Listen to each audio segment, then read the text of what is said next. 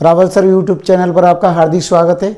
मैं राजेश रावल आज आपको क्लास 10th जो एक्सरसाइज नंबर 4 है जो द्विघात समीकरण, उसमें हमें एक द्विघात समीकरण दे रखी है, उसके हमें मूल कैसे ज्ञात करते हैं। तो चलिए हम शुरुआत करते हैं।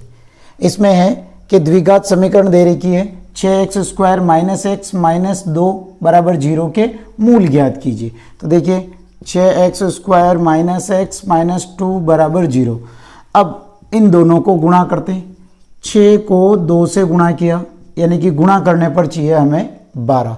अब ऐसी संख्या क्या है जिससे कि गुणा करने पर हमें 12 आ जाए और यहाँ है माइनस यानी घटाने पर हमें माइनस का 1 आ जाए। तो देखिए इस 12 के टुकड़े करते हैं। अगर मैं 1 को 12 से गुणा करता हूँ 12 आते हैं, 2 को 6 से गुणा करता हूँ 12 आते हैं, 3 को 4 से गुणा करता हूँ 12 आते हैं, ठीक है।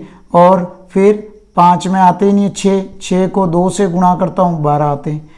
तो कुल मिलाकर के ये हमने किस किस संख्या में 12 आते हैं वो हमने देखा। अब देखिए यहाँ है माइनस, तो ऐसी कौन सी संख्या जो हम गुणा करने पर तो 12 आ रहे हैं लेकिन यहाँ माइनस यानी घटाने पर हमें 1 चाहिए। देखिए अगर 12 में से 1 घटा देता हूँ 1 आ जाता है, तो ये संख्या होगी नहीं।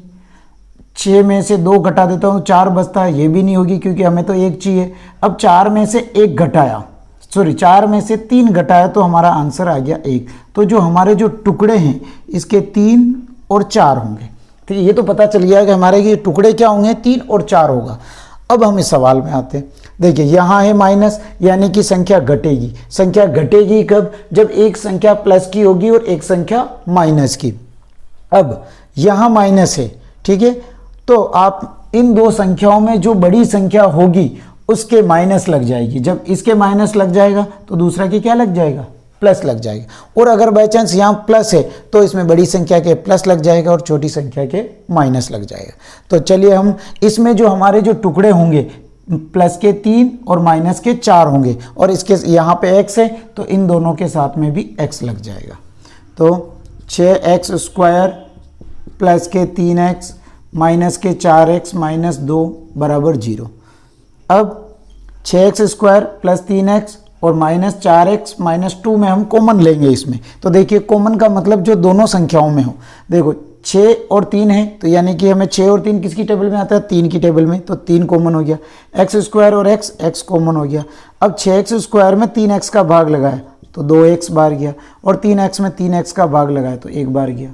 -4 और 2 किसकी टेबल में आते हैं? 2 की टेबल में आते हैं। -4x में माइनस का 2 का भाग लगाया तो प्लस का 2x बार गया और -2 में -2 का भाग लगाया तो प्लस का 1 आ गया बराबर 0। अब इन दोनों में से ये दोनों सेम है तो इन दोनों में से एक लिख लेंगे 2x + 1 और दूसरा लिखेंगे 3x - 2। तो 3x - 2 बराबर 0। इन दोनों संख्याओं के बराबर में 0 लगा देंगे। 2x + 1 बराबर 0, 3x - 2 बराबर 0।